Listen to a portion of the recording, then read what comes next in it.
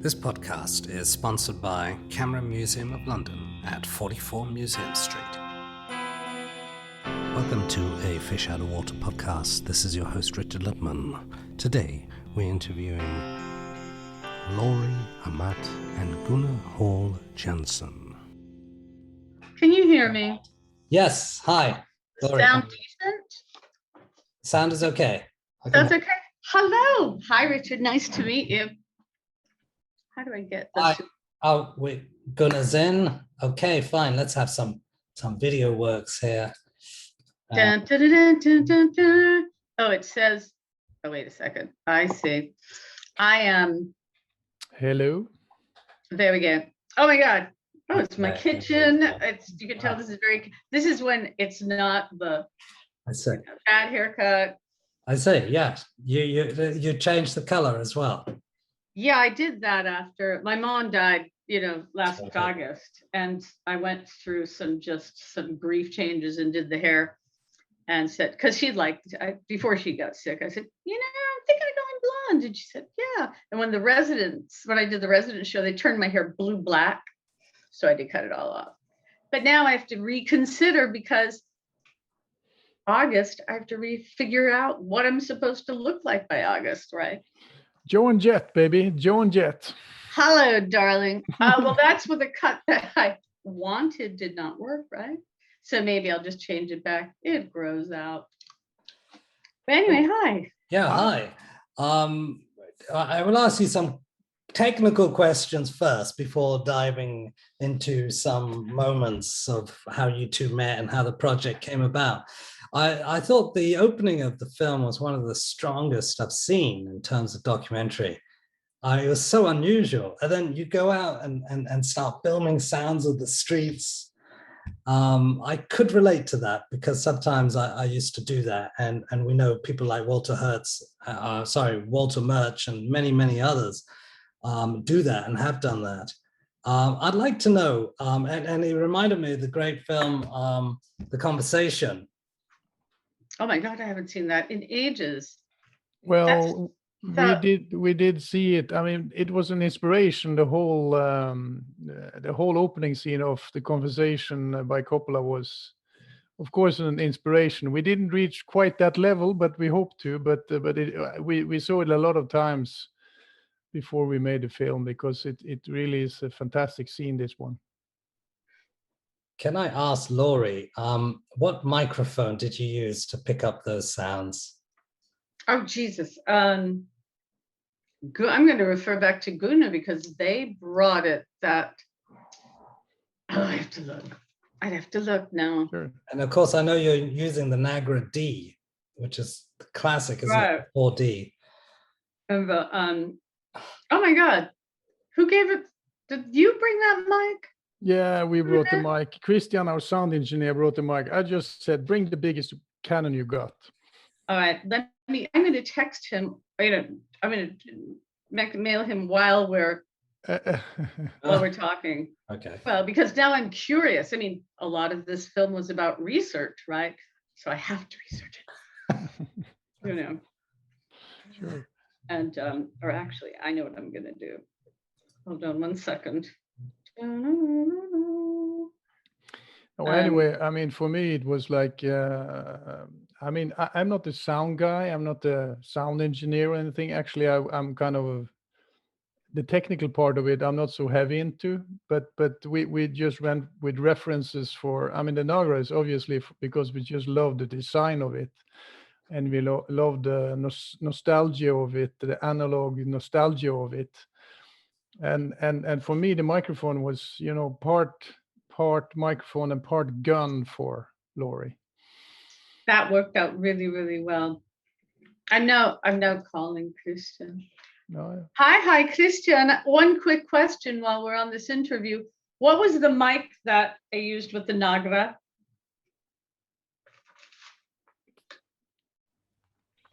Yeah.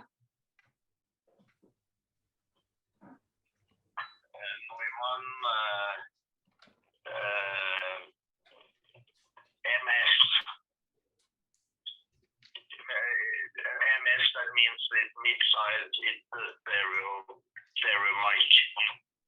Uh-huh. a Neumann full. So it's a full length. Shotgun. What do you call it? Shotgun. What? Shotgun. So it's a thing. So it's a Neumann MS. Okay, that's all. I'm gonna let you go now. So that was the sound guy who actually took the sound. I gotta. We're in the thing. Like, can I call you back? Oh yeah, we're in the interview. Okay, ha det bra. Poor Christian's like, bye, gotta go. Gunnar and Laurie, how did you two meet? We met through Christian, and I met Christian because I worked with him in a group called collective called Sonisk Blodbad, and the person who's really the driver of that, Ole Christiansen, he contacted me because he heard my music from the residents and said, would you work on a track? Would you put your voice on a track? And I said, yes, of course, because the music was beautiful.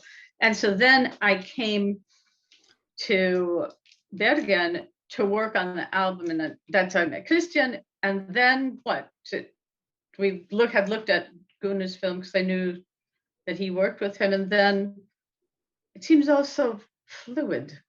Yeah, I mean, we used like 4 or 5 years to do the thing, and I mean, like 4 or 5 years ago, I just I got ignited when I saw what sound could do with liquid, and then when I saw what sound could do with liquid, I did the banal connection that also my body is liquid. And then I realized there was an unknown universe there. And then I had my song guy, Christian, and he had this wild artist friend in America called Laurie Amat.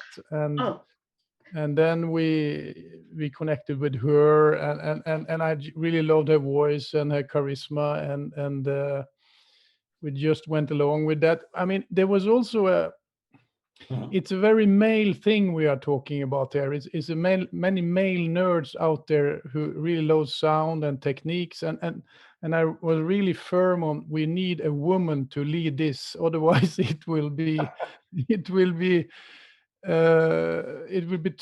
too masculine, the whole thing. And then I really fell for Laurie and her voice, and also, of course, when I listened to her work on Residents, and so it was obvious that was a good choice. Yeah. And the idea, how did it germinate? How did you pitch it? How did you get funding to make it? I mean, it's such a big topic, right? You were looking into the British Standards Institute 1939 conference and a possible change between one standardization to another standardization of sound. The whole idea, I mean, I when I saw this in liquid, it was that banal. And again, I'm an amateur. I'm not an expert in sound frequencies or nagras or microphones, but I was so fascinated because I realized this sound thing, I mean, it has to have an enormous impact on me. And and also I was very happy there were no films about this. And that was exactly what you are talking about. That was the reason for it, because it's too fragmented and too multifaceted to make a film. It's just a too big universe to make a film about it.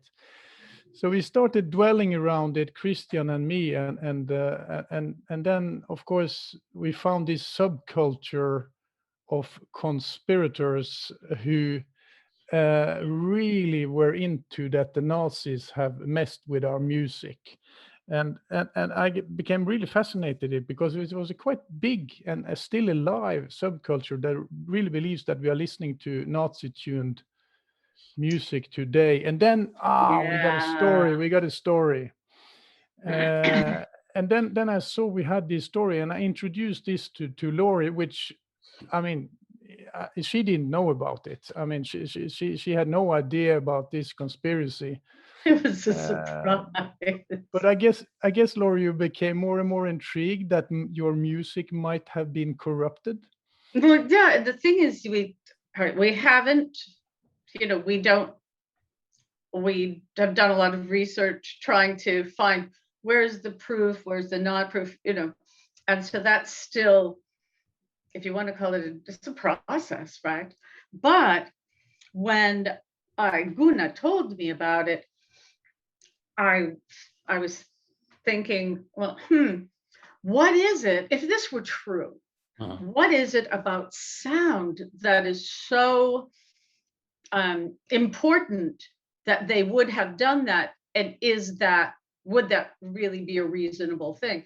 And then the more I looked, the more it was as though, as opposed to answers, there were more questions. And so for me, because I've always been a researcher, I just started saying, well, what about this? And then I would read other things, and the vibration idea. Some people believe that the universe runs on one vibration. It's not. I think it's that A432, and that A440 is throws it off kilter. So then that, in a way, backs up the myth, if you will. Yeah. No, that's very well put. I mean, and also, but the main thing for me as a director was that I had a story where I can do all these side tours about what sound can do. I had the red thread, if you want, or a MacGuffin, or what you want to call it. So I could move a story which intrigued and entertained the audience at the same time as they actually got a lot of insights into what sound can do. So it was kind of that, and of course we liked. I mean, it's always fascinating to see how these Nazis were carrying on. I mean, it fascinates people still. So we had a thing there which was also attractive, and I knew it would be attractive. And it, of course, it's a fun story what we are doing in a way, or we are playing with it. But still, it's easy to get seduced by it, and still you get all these fantastic, passionate people telling us and learning us about sound. Yes, absolutely, including the Japanese artist and the deaf lady. Very memorable, well spoken. How did you get the idea to put these chapters together? And how did you manage to put all these chapters together? Like, did you see it as a novel? That's you. Yeah, that's me. I mean, that's a good question. I mean, for me, I try, when I had the red thread, I knew it would work out. I would just fix it. I would just fix it afterwards with Laurie. We will fill in the blanks. And then I just thought about, okay, we just have to get the most charismatic, enthusiastic, passionate, little bit too passionate sound people. And I started just thinking short films. I mean, short sequences that actually stands by itself. And then we just actually fixed it with Laurie in the post. And when we had these fantastic characters, we just suited together, connected to her research in a way, and her push forward, her calling the British Standard Institute, her being worried in between, her associating. So it was kind of, it was built on Laurie first, but then on the characters, and then they were easy to combine in a kind of multifaceted carpet, which, I mean, the hardest thing, as I said in the beginning, when you have a multifaceted thing like sound, is that it gets just confusing. It just gets to be a mess of a film. You don't have any geography. But Laurie, I knew when I had Laurie, I had geography and I had purpose and direction. And then I could actually just pick characters which fascinated me. And then we just put it together, first characters, and then Laurie just kind of filled in the blanks. It feels like, and this is more not very technical, maybe basic, but it felt like once we had this starting point, and each of us brought something different to the table.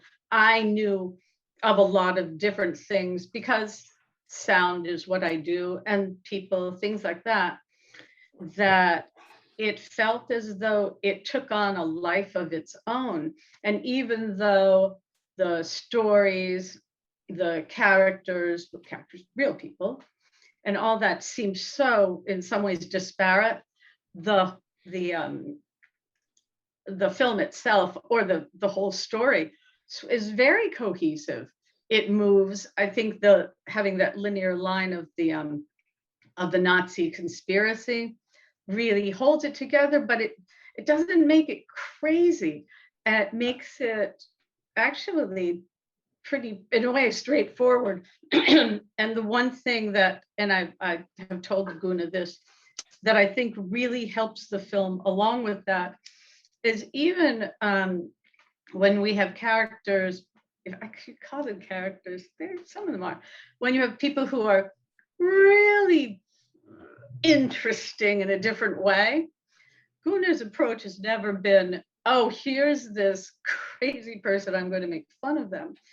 And this is what I really like about his, it makes me cry, about his work is it's a curiosity about, it's a respect, even if some of it's funny, there's a respect and a curiosity about the subject and about the people around it. And even though there are these different people and scenes, he treats everyone as though it's important.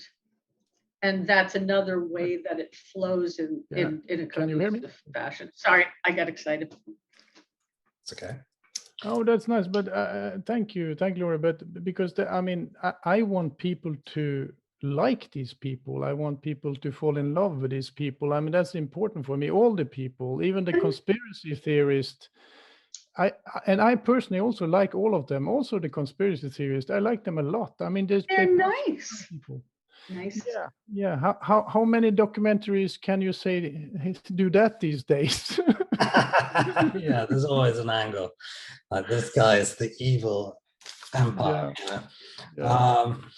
It helps the audience to relate. It helps the audience to relate to the people, because when you see with like music and sound, when I do music, one part of it is so that the audience finds something in themselves and that makes them relate and connect. And this, even in the technical or the whatever, people can say, that's new. But you know what was weird about it? Because there is a sort of detective story, investigative element about the film, especially, and it begins with you going on. We go and follow you underground into the house, into this underground bunker. So the Hansen scene. Yeah, it feels very mysterious. Oh my God, what's down there? And then we see all these instruments, and then it almost feels like you were on the other side whilst the Germans were working on the other continent. You know, it felt like we were going back in wartime, you know. I never thought about it. That's a great, wow. I really, wow. I can see it, but I've never thought about it. Of course, she's the, what's it called? The counter movement, the guerrilla. Yeah, exactly. She's going into the void and seeing what will happen next. Well, it's like you're in the war room, or you're like a counter-espionage person. Now, we don't want to reveal too much. And then there was this very interesting talk by this an English fellow as well. He talked about the aspects of sounds. But did Laurie, were you involved in the research? And did you see the research? Were you convinced that this has been, the 44 has been around for a long, long time? I was not involved in the very deep research, like into the archives and all this. Once this idea was presented to me, I did my own, research that I could find online, finding people, finding other musicians, finding little bits of what could be a theory. My brain just, Goebbels loved music. He played piano. He loved to listen to music. And so a little thing like that would make me think, well, maybe that's why, maybe this could be true.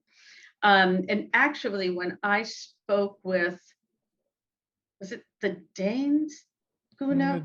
When I spoke to the Danes, and she said there were missing files. I'd asked about some files, and she said, "Oh yeah, there are some files that are missing, and that I really would love to follow up." What are those? What are those missing files? Well, actually, I mean, can I ask this? I know the details. Please do, because I'm not. I only have that bits and pieces. Well, I mean, we didn't bring it into the film, but this is just a perfect thing for conspiracy theorists. I mean, the thing is that the files were in London, but then they were at a certain point in the 70s sent to the Danish Standard Institute, and on the way there they disappeared, which is perfect. Makes you wonder. So I mean, there are some blank spots here, which really makes it more exciting. Also, I mean, it's important to say that we will not reveal what the film exposes overall, but I mean, the thing is that the 440 was done in 1939, and the Nazis were there. I will not say more, but so what they decided there in 1939 is what we are tuning our orchestra after today. So I mean, only that bit of information is really will get any musician to trigger off the curiosity. Absolutely, it's universal. But it's been the discussions when brought it up. It's amazing the perspectives, and it's great because people you think are very, very factual and all this. There's always this edge of a question with pretty much everybody, and it's intriguing. I'm still intrigued. It still makes me want to find out what else happened, you know. I'm wondering whether you could go back a little bit further, maybe 1,000+ years, or go and speak to some of the Aborigines or other ancient cultures, or go to some mountains somewhere in the Urals. I'm wondering how they would tune their instruments. There's now I have to write this down. There's a lot of discussions going on there, but for sure, a lot of people would say that they were going intuitively in 432 or not the Nazi tuning. Well, and because in some ways, I'm just throwing this out, is because, part of the motion to standardize a tuning was because various places were coming in, cities were coming together, people were communicating, that sort of thing. My question is, if you were thinking that far back, such isolated pockets of small, I think would be a very different thing. People are very far away from each other. Then would they just tune to maybe what the wood carving, when they carved an instrument, was that it? Was it different? I think that's a hard one to answer. Very. Obviously. How does 44 affect your everyday life? How does, excuse me, once more. How does 44 Hertz affect your everyday life? Body 4? Oh. You mean A44. A44. Oh, sorry. A44, sorry. Laurie?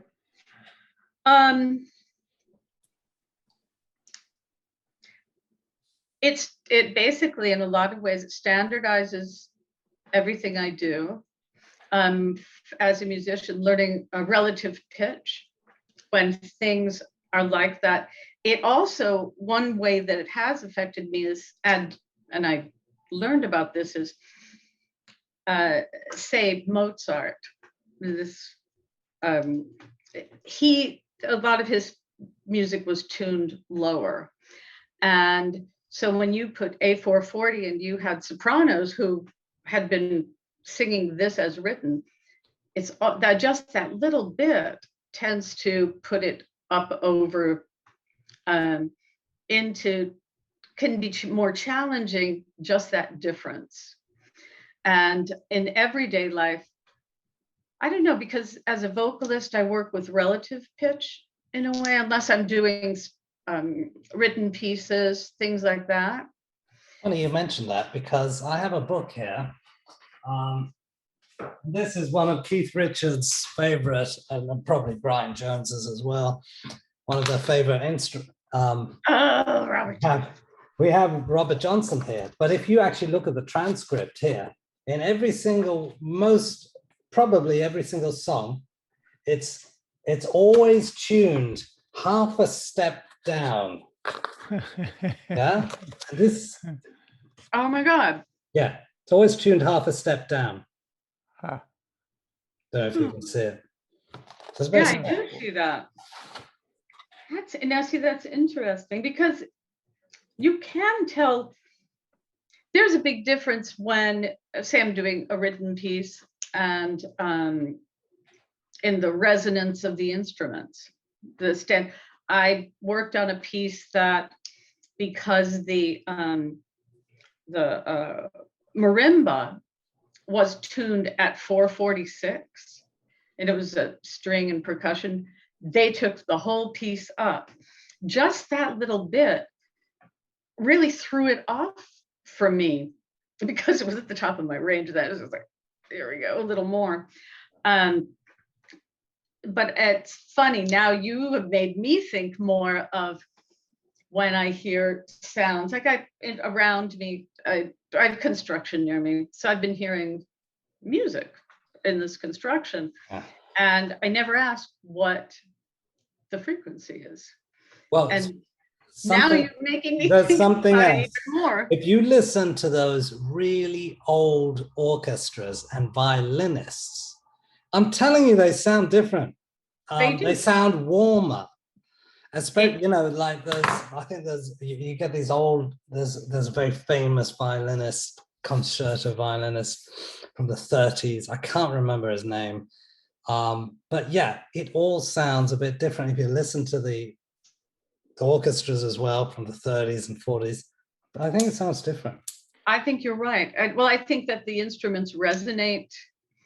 They resonate in a very different way. And when instruments were created, say, if you had a Stradivarius and it was being created to perform at a certain, in a certain place, when you start changing it, or it's that thing about the higher the frequencies, there's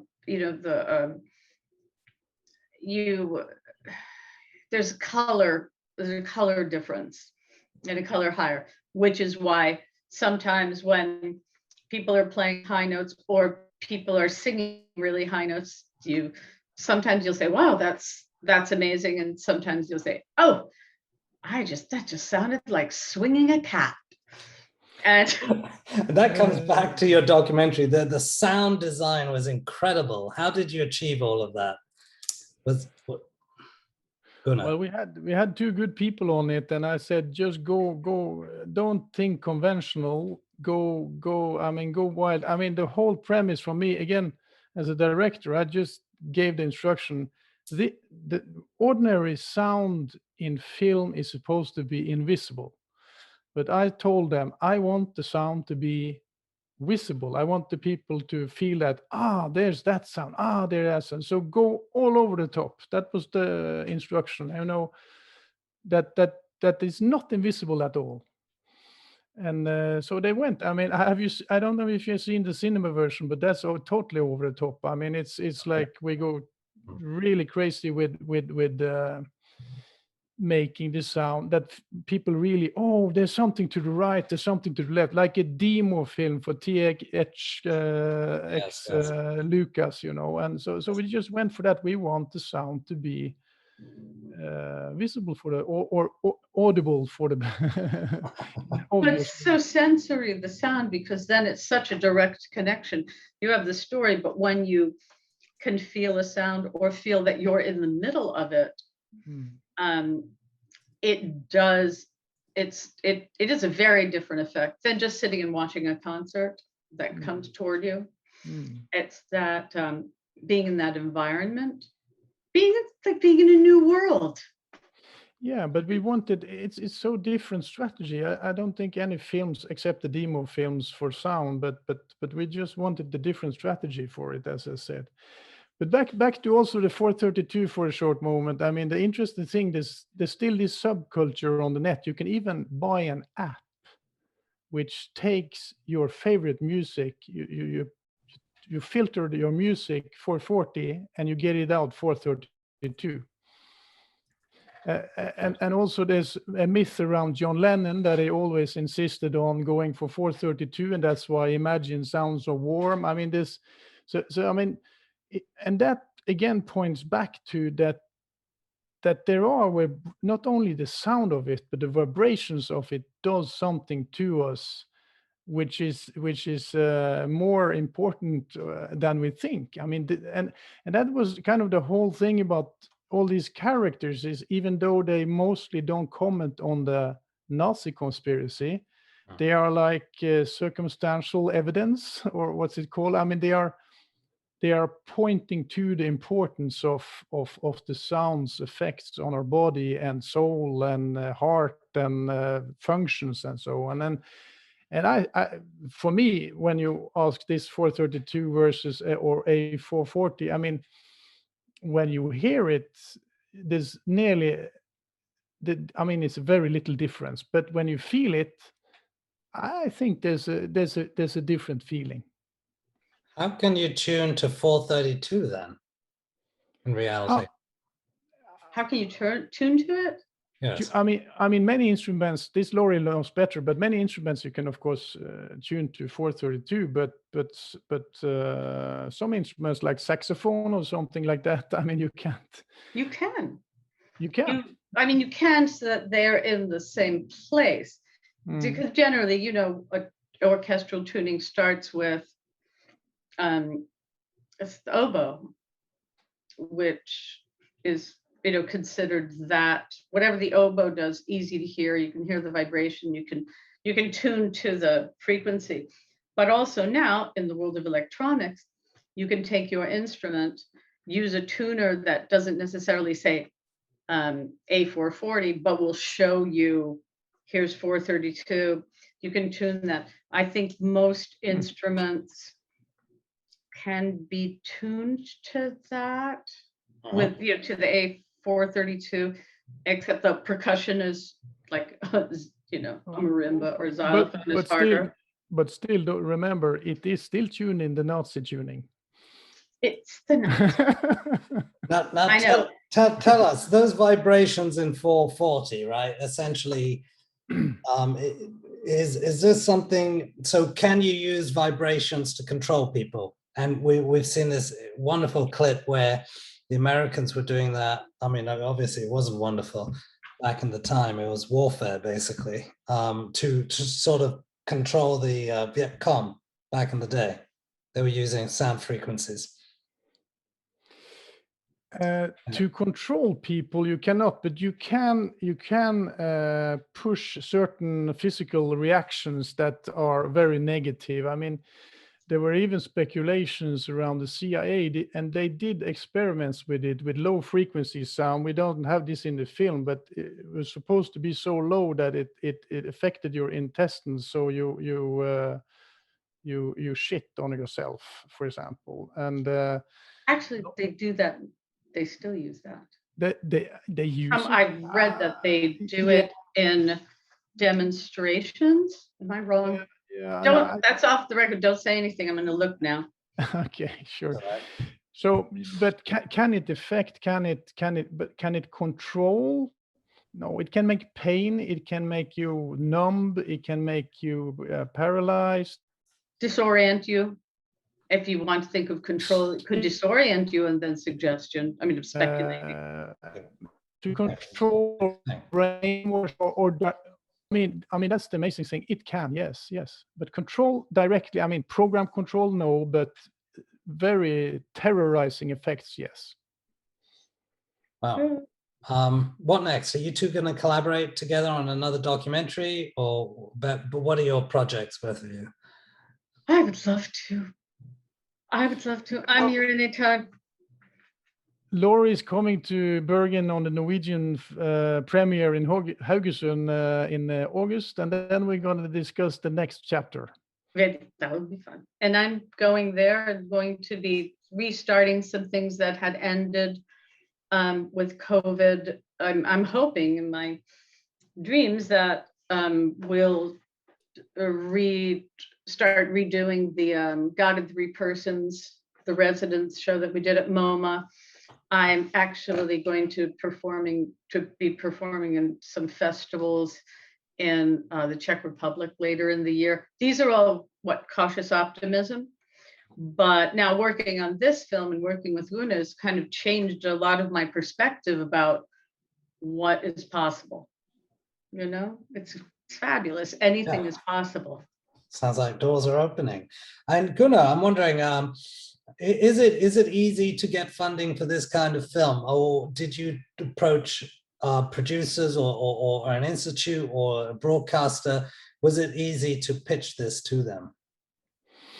Yeah, I mean, we had a really good pitch round. We pitched for HBO and Netflix and so in big panels and so on, and they all loved it. But the thing is that in Norway we have very good funding for talented directors like myself, and but the thing is that we actually pitched it to the Norwegian Film Institute, and they loved it so much and fully financed it because they want us to be free when we sell it. So we got fully financed by the Norwegian Film Institute, but HBO and Netflix and a lot of others, CDF, Arte, and are all interested. We pitched it there in Berlin for them, and everybody, liked the project in the beginning. But we are lucky in Norway with the funding. So Norwegian Film Institute took the whole thing. How's it different working with HBO or Netflix? Do they require more control and more final say over the final edit than? I mostly have had contact with Netflix, and I mean that's an ever-changing kind of organism going on there. It's new agendas, and they jump here and there after who has success and so on, and they change their profile all the time. I mean, they are getting so big on it, but I mean, it's if you are a Netflix original, that's a different story, and we are not, because they haven't put money into it. We are, I mean, we are on the other, what's it called? I mean, they are a buyer of independent product, so then we are much more free to do what we want. And they are not in here since we were fully financed. We can do what we want. But otherwise, I think they mingle a lot. Yeah. How's the audience reaction when you're thinking about projects? Are you thinking about the audience, or are you thinking about your passion, or both? For me, since I made so many documentaries, I mean, for me, I mean, one of the sad things about documentaries is that they are so pessimistic and so depressive, and so, I mean, it's just all hell. And for me, it's like somebody out there also has to make films that makes you want to go to, that you really want to go to see it. and that's my passion. I mean, to make, I wouldn't call it only entertaining, but I mean, it's supposed to be seducing. I mean, it's supposed to, you want to go to cinema. And I guess that's my passion when I make film these days. Right, thank you. Thank you both, Laurie and Gunnar. Look forward to seeing your future. Pleasure. And thank you. You've given me even more food for thought today. Oh, I'll be tuning my instrument to A332 tonight. Thank you. Try it and see. Dangerous. Well, you'll learn, then you'll just be able to learn a second language or fourth language. All right. All right. Tuning Thank to aliens. Thank you. Okay. All the best. Thank you, Bye-bye. Richard. Interesting. Bye. So, Bye-bye. bye. This podcast is sponsored by Camera Museum of London at 44 Museum Street. Thank you for listening to a Fish Out of Water podcast. This is your host, Richard Lipman. Should you have any questions, comments, or suggestions, please get in touch.